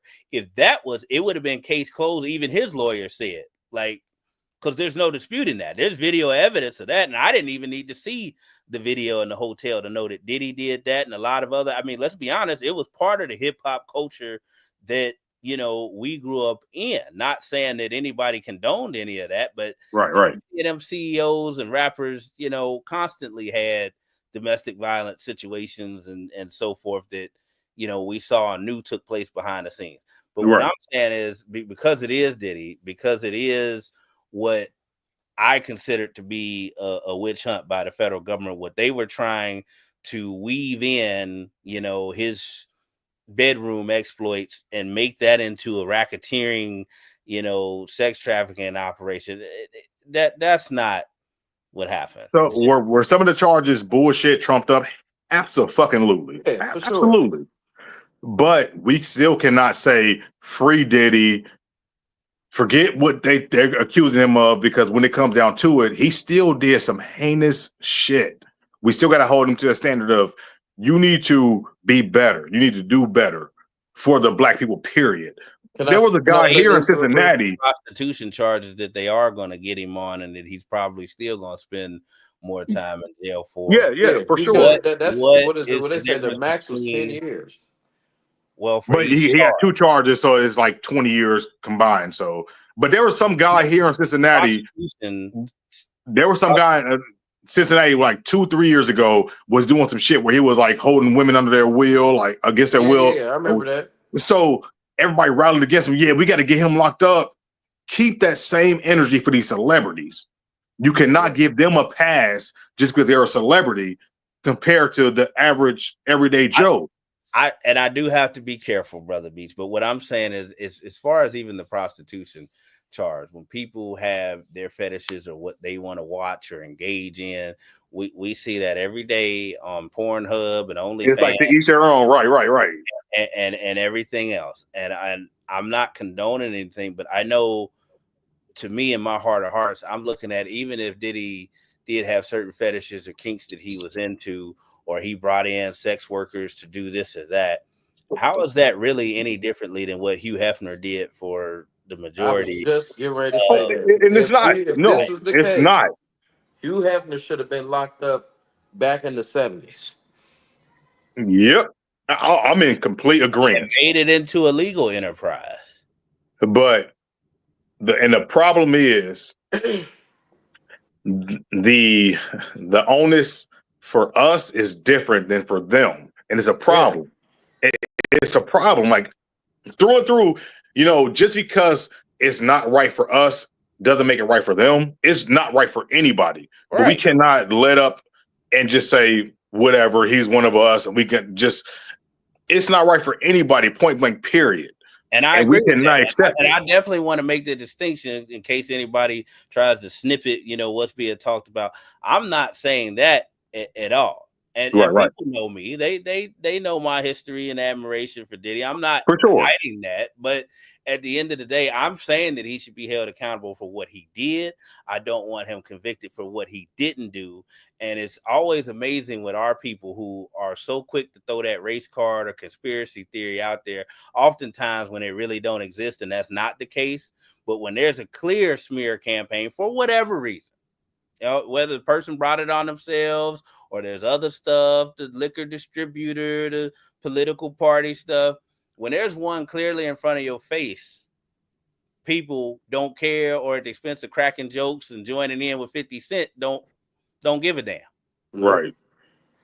And That's this is my my point. It's opinion. like, I honestly believe the whole distribution with him going over some of these other folks' head really is what triggered everything. Because it's And that been could be going it. on for a long time. So Right. this ain't nothing new. People knew about the freak off. They knew about it back in They didn't just 2000, know about it. They were 99. joining in on this shit. They were there. Like, Yeah. I mean, So you were a willing participant. yeah. I think, and that's part of the problem too, when certain palms aren't being greased anymore and it doesn't behoove them anymore. Because I really want to be careful. Well, I won't bring this up, but the whole Robert Kelly situation. yeah, we Yeah. said that. I've been seeing the memes all That's day. a whole other Yeah, issue. he was dealing But with minors. there was video evidence of that for years.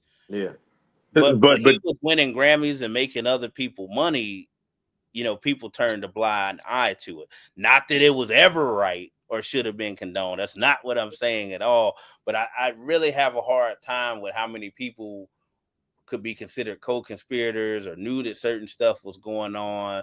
But when you bite the hand that feeds you, so to speak, yeah. then all of a sudden, no, I don't want to sell my publishing to Sony. Right. Surviving R. Kelly comes out. So what I'll say is this right here. For the other culture, there are certain sacrificial lambs that they have to put out there, like an Epstein. What's the dude from Nickelodeon? I can't And think of his the files are still sealed, by the way. right. Yeah. But there are certain sacrificial lambs that we'll throw you a bone. We'll give you this person. We're not gonna give you everybody. We'll give You you talking this about the person, that producer person. from Nickelodeon? The Nickelodeon dude, like, so for that culture, they'll give you a certain amount of, okay, we have those two. Here you go, and judge them. But for us, you got to think about it. For the ones that come out for us, they are such high profile, high individuals that we have all looked to in a certain way for so many years. Like, oh, they can't be right. R. Kelly, P. Diddy. It's like a fucking Dr. Cosby. Bill Cosby. We look at these certain individuals like this is my childhood. This is what I've based a lot of stuff off of. How can this be right? When for them, it's like, I can tell you an average Tom, Dick, and Joe that make a lot of money and just take them. Because be real, did you hear about Epstein before the Epstein files? Who knew about Epstein before then? Nobody. They folks knew. We didn't know about him because he meant nothing to us. All the people that visited that island knew. They knew. But But the average person didn't know. We know about it because there are big name individuals that, like, oh my God, we've known about them all of our life. And it's so traumatic. And it's like my whole childhood is different. Part of it is, Meats, though. That's the whole issue. Because as with anybody, even these individuals that we're talking about or just mentioned, nobody is all one thing. Nobody's all bad. Nobody's all good. Right. For every jacked up thing that Diddy's done, even Mace said it, you know, the dude ain't all bad. He has helped a lot of people out, done a lot of things for the culture. Bill Cosby. Absolutely. Bill Cosby in particular, Dr. Cosby, I always talk about that because I'm friends with Nicole Rochelle. She was Rudy's light-skinned friend on the Cosby Show. And she was also on Chappelle's show, and Clarissa Explains It All. I've been talking to her since probably about 2014, 2015. She lives in France now. And like she said that she has complicated feelings, shall we say, about Dr. Cosby. Obviously, he never displayed any of that in front of her, you know, that inappropriate stuff. So it's like you can't totally erase the good. The legacy, right. Yeah, that was done either. So that's the part that makes it complicated. I don't think that it's always people are necessarily worshiping, celebrities or anything as much as it is acknowledging that everybody has some good and bad about them. And if there was somebody that personally impacted you or you looked up to growing up, yeah, I mean, it could be hard to, separate that at times. Right. But even me, like I said, with my adoration for him as a businessman and a music mogul, that doesn't stop me from saying, like, look, he's done some, for lack of a better word, fucked up shit. Right. And for, anything that he forced somebody to do or manipulated or use his power. And again, I feel the same way about him as I do Joe Blow at the post office or anybody else that does it. That is jacked up. Nobody's giving him a pass for that. But I'm not going to ask that of anybody, particularly somebody of color, to be lynched for something that they didn't do. Right. Mm-hmm. Okay. And I feel that. I think we're getting caught up. I think a lot of people are getting caught up that the fact that he was doing what he was doing, but the charges ain't relating to really what he was doing. I think that's where the gray area kicks in due to the fact that people are saying, well, nah, he was doing this to her and this and this. These are separate things from the RICO. Yeah. The Right. RICO Right. making him seem like a mastermind behind, like I'm selling girls and And I'm Har pulling these Pierre was girls, involved, and kidnapping them. Justin Combs, and everybody Yeah. in the Bad Boy Enterprise. Hell, Now, Notorious B.I.G. could be in it for all we know. That let me ask this, and I don't want you to get canceled. I do not want to bring this up be to. careful. I'm about to be very careful. We are all products of the '80s, right? Yeah, We all sure. came up and saw a whole lot of stuff going on with the Pox and the Biggie death and all that stuff, and then we've watched and heard about Diddy might have been responsible for this, or he might have had a hand in this. Do you think this could be karma for how he played a role in, supposedly played a role in deaths of, Yeah, we can't say or it's been proven. Yeah, allegedly allegedly. There you go. played a role in the deaths of certain individuals that we have known growing up? Could this be his karma for that? That they can't pin him to these certain allegations, so let's figure out how to pin him for something else. Allegedly. It could be, and some people have brought that up, but even my point to that, if we're going to talk about karma or energy or things catching up, then at least for me personally, and nobody else has to prescribe to this, this is just me, then I'll leave that up to the man upstairs and God to handle that. For sure. If it is. Sure.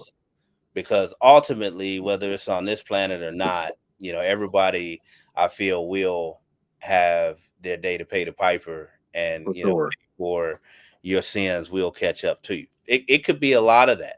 It could be, Diddy creating so many enemies over the years, and I don't even want to get into that. I had a conversation with somebody, one of my best friends, off the record earlier about that. I have done a lot of research over the years. I don't even know if I should say this, but there are those that believe that Diddy possibly could have had something to do with even serving Biggie up as a sacrificial lamb for beef purposes, or whether it was Big getting ready to leave Bad Boy and understanding that at that point, honestly, Big would have been worth more dead to him than alive. Right. Because I get to keep his publishing and his royalties and everything. And again, I'm not saying I don't have any proof that took place. Of anything, right. And I don't want to believe that, obviously, but that is a number one thing that I thought of today, along with some of the other things that you said that, he could have been linked to. And we know, okay, him, Suge, a lot of these guys did things, whether they did them themselves or it was they henchmen or goons, that did it. We know there are things that took place. Right. And again, I'm not denying that. If this is karma coming back to get him, then hey, everybody has to deal with it. But from a legal standpoint and in a court system that's supposed to be just, and innocent till proven guilty, or the burden is on the prosecution. That's where my mind goes. Like, I'm separating the feelings necessarily and just going with the logic part of it. And I know that's why that jury, who didn't have any reason to feel any type of way about Puff or anybody else on the 2 more serious charges, and not that the prostitution part isn't serious, on the racketeering and sex trafficking, there wasn't enough evidence for them to do that, and that's why he was, acquitted of that.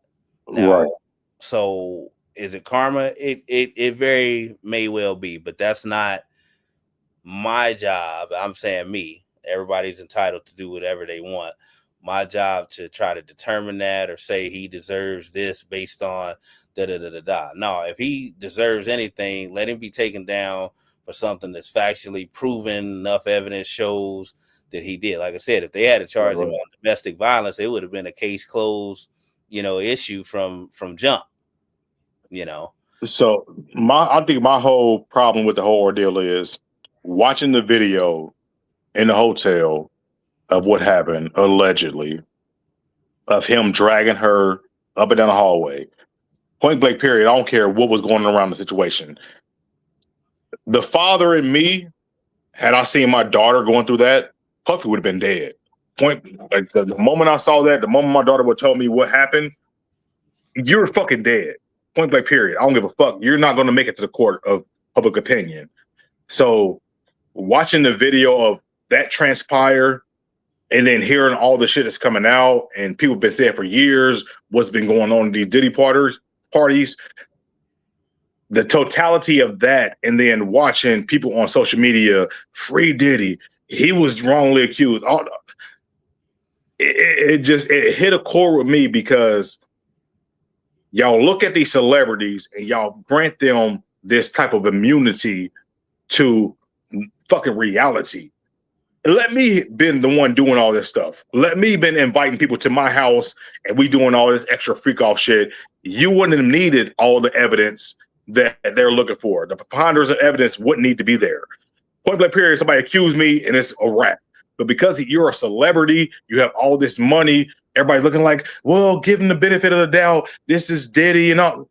Fuck all that. No, I don't even go with the benefit. I don't even go with the benefit of the doubt thing. But my counter to that, Meech, would be, you're right, and we know we wouldn't have that long of a leash. But again, say they were coming to your crib again, if they are willing participants, if not, I'm just throwing this out here as an example. I'm saying if you were into that type of alternative lifestyle or kink or whatever, if everybody coming to your crib was willing and wanted to be there and participated in that stuff, that's a whole nother issue, man. Yes and no. From the standpoint of position of power, when you have someone that it's at a certain status and you have these individuals that are willing to participate, they willingly participated, that's on them. But it's with the onus that this person can get me to a certain point. Are they wrong? Absolutely. You were wrong for thinking that if I do a certain thing with this person, I can get to another level. But to be a person that has this type of power to take advantage of it, to say, I know who I am and I know what they are willing to do to get to that next level. The whole cheesecake walking several miles shit didn't sit right with me back in the day. Like, for me, I would not have walked a mile for cheesecake for your ass. But you got these starving artists that going, I'm about to walk several miles for cheesecake for Diddy, while he sit there like, yeah, take that, all this shit. Like, bro, you are abusing your and it goes to what we're dealing with currently. I remember that episode of Making the Band when they started. And how did you feel when you first watched that shit? Did you not say to yourself, nigga, I would never, ever for your ass? That's exactly what I said. But knowing Diddy and being a fan of his, I also laughed because I know his next sentence was, this is how I run my over here. So thank y'all. I'm good. If you don't want to do it, you ain't got to do it. So, just like he told the bodyguard back in the day, Gene Deal, when he tried to warn him about what was going on out there in LA and we shouldn't be out here. And I heard there's a hit out here right now. What did he say? Gene, you ain't got to go. You ain't got to go. So feel it. So had you said that to somebody came to you, Alex, man, I'm trying to get on this podcast and shit. I need to know what to do. Man, walk your ass over here and get this for me. Are you not abusing your position of power with them to say they will do what I want them to do to get to where they want to be? Is that not an abuse of power? And no, because if it's what's the no? Tell me the no. The no is because if I'm running, and I am the CEO of Factual Opinions Podcast, if I'm running in a certain way, and not saying I would do any of that, let me throw that disclaimer out there. Facts. If I say, look, this is whatever it is, it could be walking to get me some Chipotle. If I say that, yo, this is what you got to do to be down, or what I'm requiring you to do or to earn your keep here, and you don't want to do it, do what you do. Like that's the thing. Like, I'm trying to talk about the free will part. You might feel compelled to do something, but and this, I wish Big John was on here because he talks about this a lot and what fucks. Where's my brother at, man? Bring his ass on. Where the hell my brother at, man? And he's going through some stuff, man. He had to have a night off. Feeling a certain way versus it actually being that is two different things. And we've become really accustomed nowadays to saying, males and females, I feel.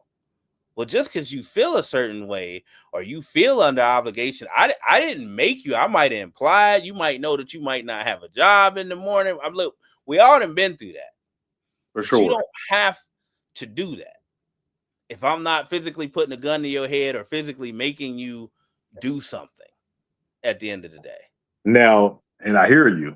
Now, on the flip side of that, think about it. I'm not going to say that you have to do this. I'm not going to make you feel that you have to do this. But if you are coming to me, you're trying to make a better life for yourself, get in a better situation. And if I know I asked you to do this, you will think that I will put you in a position to do that. Is that not manipulation? To say it is manipulation to a degree, but honestly, we get manipulated on our day-to-day jobs, too, because the goal in any company is to get the most production without having to pay the most, out. That's why some places won't even tell you what the starting salary, is. Oh, it's based on your experience. They're going to negotiate that when you get in there. If they decide to give you the job, they've already got their chart of what everybody else is making and where they want you to fall in, and that it's all manipulation. So I get what you're saying, and I'm really not trying to play devil's advocate. I'm really not. I just think when it comes to that, that's why certain people have higher moral thresholds than others, because there's certain stuff that I ain't gonna do that you ain't gonna do. We know that.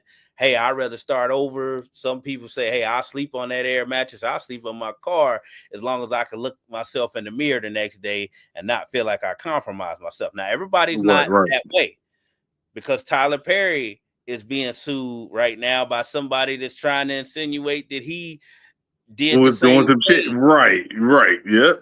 As far as, I give you your own show, I'll put you on Again, allegations, don't know, if it's true or not. But guess what? That's not about to go far at all, because he has protected himself. He's done the right things. He never came out and did those type of things. Diddy was taking advantage of, allegedly taking advantage of those type of things. The Tyler Perry thing is not going to go far whatsoever. He had a team around him. There's no evidence or text messages or recorded conversation, behavior, or a history of. When you have a history of a certain thing, it's hard to fight against allegations when your history has said you have done these things to people. Yeah, I agree. But to quote Officer Alonzo, aka Denzel Washington, off Training Day, you know what it still comes down to, even in the great American justice system, unfortunately, and I'm not making light of it. It's not what you know, it's what you can prove.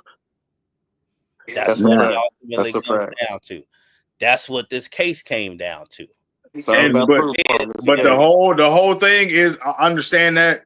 The whole thing is, when you have someone that has a repeated history of a lot of people saying this is what happened to me, I was drugged. I can't recall certain things. How much grace do we give these people as us regular everyday people? Because say okay, let's say this right here. Remove Diddy from the situation, right? Let's say it wasn't Diddy. Let's say, and I don't want you to get canceled for this shit. Let's say it was Donald J. Trump. Every single last thing that has been said about fucking Diddy was said about Trump. To a T. How would you feel? Brother Meach, I'm not going to answer that question in the emphasis. I feel it. My bad. My bad. I respect it. But what's implied don't got to be explained. As Deontay Wilder would say, you ain't got to explain what's already understood. So I just want our people. I want our people to wake up and say, we cannot accept from us what we will not accept from others. That's all I want to say. You gotta realize we can only speak for ourselves. We can't speak for everybody, though, bro. No. But I'm not trying to speak for somebody else. I'm saying for us, we cannot accept from us what we will not accept from them. Like point blank, period. If it's not Diddy, if it's somebody of the other counterpart, if we're not going to accept that from them, why should we accept it from us? Like we shouldn't. Point blank, period. Opponent that the Black community needs to, as a whole, and I don't know that it will ever happen in today's time. We do need to do a better job of, as in previous generations, policing our own community. Because if you can't respect your own community or show any type of organization or, willing ability to provide for self, how is anybody else going to respect your community outside? Talk that shit, brother. Please say that again. I'm sorry. Say that exact what same it shit. comes down to is us as Black people in our community, we need to hold each other to a higher standard and accountability and get back to self-governing, because if we can't respect our own community and culture, why would you expect, or how do you expect another culture to respect it? Point blank fucking period. Point fucking blank period. Like real shit. And like somebody that accepts it, just answer that question right there. How can you respect somebody else? How we get there, I don't know. I'm not that smart. I think I'm intelligent, brother, but So I'm gonna leave y'all with this. I'm about to get off here in a second. I'm gonna say this right here. The problem is, if you look back at what happened in the 70s and the 80s, Black Panther Party, the movement, we had individuals that were willing to die for not only a cause, but for Black people. That's a fact. We don't have that anymore. Like everyone is living for their own individuality. Right now, Like I'm gonna tell you right now, as much as I love my Black people, I will die for my kids before I die for, and I love y'all. Before I die for Nate or Alex, I would die for my kids. We had people in the 70s, 60s that were willing to die for anybody. They didn't care. Like, we are trying to die for the cause of a Black person. Well, the stakes were, the stakes were the same, bro. The stakes were the exact same. And I would argue it's a little bit higher though, Meach, because we don't have then or now. We don't have to worry about not being able to use the same bathroom or drink out of the same water fountain or eat in the same restaurant, So the stakes were higher then than now. I believe so, because I believe there's more opportunity now than there was then. I hear you. The stakes are higher now because we are in a higher position of power. And what are we willing to do to go to the next level? Back then, the stakes are higher for us internally, is what you're saying there, right? No, so what I'm saying is back then, the stakes were lower because we weren't seen as equal participants. We weren't seen as intelligent. Right now, do you know the number one highest educated person in America? The Black woman. Back then, that is a fact. Back then, it wasn't that. We didn't have opportunities. Right now, the Black woman can lead us to another level of everything in this nation. The stakes are higher now because we have the education, we have the financial support, we have so much more, The but we're not access to willing those to do. resources now is more though. But we have so much more than we did back then. Yeah. So the stakes are higher now because we have the access to do more, to do better, but we don't want to actually do it. And like I said, I'm about to leave y'all with it because I'm about to be on y'all podcast all night. It's a lot. It's a lot going on with us now that we are not. The sacrificial lamb has passed. We had so many people that would do so much more for us, the Medgar Evers and all that back in the day, that they were willing to put their life on the line for us to get to this point, and we're not willing to go forward with the shit. So the stakes are higher now because they put the groundwork in. The groundwork has been fucking laid.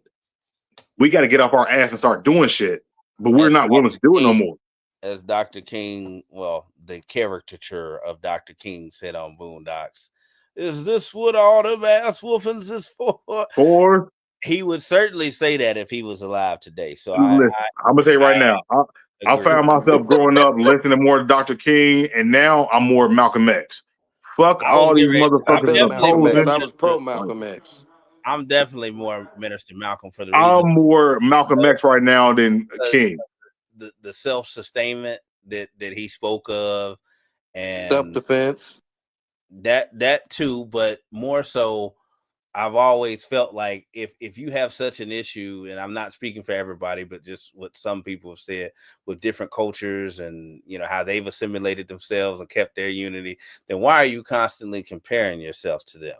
Why don't you dip back with your community and build from within and hold yourself accountable and build up your social capital so you can step to the table with some chicken?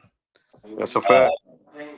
So what I was saying, Meech, and we're going to get out of here too, is it comes down to what Minister Malcolm always said, and what resonated most with me with him is, why don't you then become self-sustainable, build from within, build up your own social capital so you're not depending on or asking anybody else for a handout or favor. Right. And for me, I'm going to say right now, just having 3 kids, dealing with corporate life. I've been working at I've been working at a bank for the past 13 years. I've moved up the corporate ladder.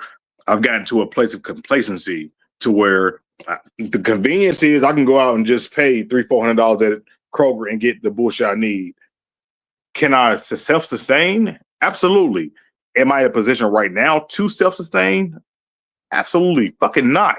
Like, I don't have the seeds growing in my damn window right now. I have land, but I don't have the land to mass produce. We have gotten to a point of convenience to where our forefathers had to fight for the right to have any convenience for themselves. Like, I can do everything I need to do, but am I willing to do it right now? No. I got so much stuff going on. If it comes to the point where I have to absolutely do it, can I do it? Yes, for sure. I can do it. Am I willing to right now? No. Like, I'm just being real. I'm not willing to do it right now. I got a lot of other shit going on. But us as a people, we have to realize if we cannot fend for ourselves, overall, we cannot overthrow anything. So with this bill passing, and like, I'm not even worried about the bill passing because my household, the income we have right now, I'm in the top tier to where I'm actually financially stable, and I don't like the shit don't impact me. It actually helps me out positively, but I know for a fact it doesn't help out a lot of people I know. Like, so I'm not okay with it because overall it's not a good bill. It just passed and I have to accept it because this is who they fucking voted into office. So it's a totality of a lot of different things I'm looking at. Well, it still starts with being aware, no matter who's in office, no matter what bill is passed, being aware, being able to look at your own situation, like you said, and realize, hey, all right, this is what I'm able to do, me and my spouse or my partner, or if you by yourself, this is what I'm not able to do. They pass a bill, and like I tell people, regardless of what side of the aisle you're on, okay, at least be informed. So you know what this bill, at least some of it, at least it's been publicized, is about. So you know what you're gonna have to do as far as tightening your belt or what adjustments you need to make, because you're not gonna stop it. This is the will Right. of the American people, and like you said, what You're not gonna happened stop that shit. in our process. Now, what do you do to react? Or here's the better word: be proactive. And that's where I'm at right now. Because I'm gonna tell you right now, of the 1,100 pages, I probably read about 700. I work from home some days. I work in the office some days. I literally sat down and read the bill. There are a couple points in like, okay, cool, that will work. That won't work if they reword it this way or they do. So I read about 700 pages. I didn't read the whole document. Yeah. I challenge anyone that has been opposed to the bill or for the bill to say what they have read and what are the key pieces because a lot of people don't read the shit and be like, well, I just don't agree with it because I know it's Trump, or I do agree with it because it's Trump. Read the shit for yourself. Form your own opinion to say, for my life, will this make sense? For my life, the bill makes decent sense, but I don't agree with some of the things they are willing to cut. Like, I grew up as a project baby. Like, you feel me? I was born and raised in a T. For the first 6 years of my life, I was in a T. And I went to Wanna Hills. I was in Bond Hills. So I was a struggle baby. This bill right there I probably would not be here today had it been for that bill back then. Point blank, period. Those free lunches, no motherfuckers saved me. Like, point blank, I had a single mother with fucking 3 boys. And sometimes we couldn't eat at the house. We eat at school. They can't eat at school now. Yeah, and I go back to Eastwood with Meech way back in the day. East fucking Wood, dog. Cool, man. Eastwood Fidel Elementary. Right next to the Coca-Cola factory before they cut that shit down. Goddamn. I've always challenged everybody, Meech, as we get ready to wrap up. I don't care what race you are, black, white, what side of the aisle politically you're affiliated with. Political science was my minor at UC. And I probably took so many political science classes as my what do they call them, electives, right. because I was so interested in that. But I challenge anybody to look at what is transpiring. And I know this is going to go to deaf ears, don't just vote because, oh, it's a Democrat, it's a Republican. And first of all, nobody is all one thing. Every ballot that I have without identifying, well, actually, I usually don't get into politics on here, but I don't care to say this because it is what it is. Like, I'm a moderate at this point in my life. Like, you're not going to find a ballot of mine that's all one thing. Right. Because you're stupid if you vote that way anyway. Everybody has things that they're conservative about. Everybody has things that they're more liberal about. What you need to do is research the bill or amendment that's up for vote. You need to research the candidates. I mean, a lot of them will say what they need to say to get elected, but at least, go to their website, let it swirl around your head, find out where they stand on things. If you can, go to a town hall or something where you get to speak to somebody in person, ask them point blank, and don't let them off with just, a patronizing answer or, laugh at that shit-eating grin on their face. Actually ask them something that impacts you in your daily life and hold them accountable for, a true answer. An answer. That's the way that you should do it. Not based off political party or this whole, because that's no better than the Bloods and Crips, as far as I'm concerned, if you would take it from that approach. So I want to thank you, Brother Meech, for coming on, and we talked a little bit about this subject. I hope there's no backlash. I don't think we said anything that was too. I might have said some bullshit, but I've been drunk. I'm drunk, goddamn shit. I told you niggas I was drunk before I got on this motherfucker. I've been sitting here sipping on this, so of that, man. It's here. I'll just I want to thank both of y'all brothers and everybody that tuned in today. Remember to subscribe to the YouTube page, the Instagram, Facebook Factual Opinions page. Audio files will be uploaded to iHeartRadio, Spotify, Apple Podcasts, and Amazon Music. It's your host, I Am Farrell, checking out with Will, Wes, the best, Nate, and Brother Michi. Big John. Now, let me say this. Don't just fucking subscribe. Actually get on there and comment. Say something. Don't just sit there and listen. Actually state this is factual opinions. State Press your that opinion, like button. goddamn. Press the like button. Reshare like y'all do when y'all see that stuff on Instagram that y'all do like. For sure. Do all that. But Like Big real job. shit, We man. love I you, love brother. y'all, man. Keep doing what y'all doing. This is a positive platform. This can go a very fucking far away. Keep doing what y'all doing, man. Do not be afraid to be y'all. I love this shit. appreciate it, bro. Keep doing We y'all thing, appreciate man. it, brother. That's Yes, my sir. Much black respect. motivator right there, bro. Whenever I'm not drunk. I love y'all, man. Oh yeah, All right, man. bro.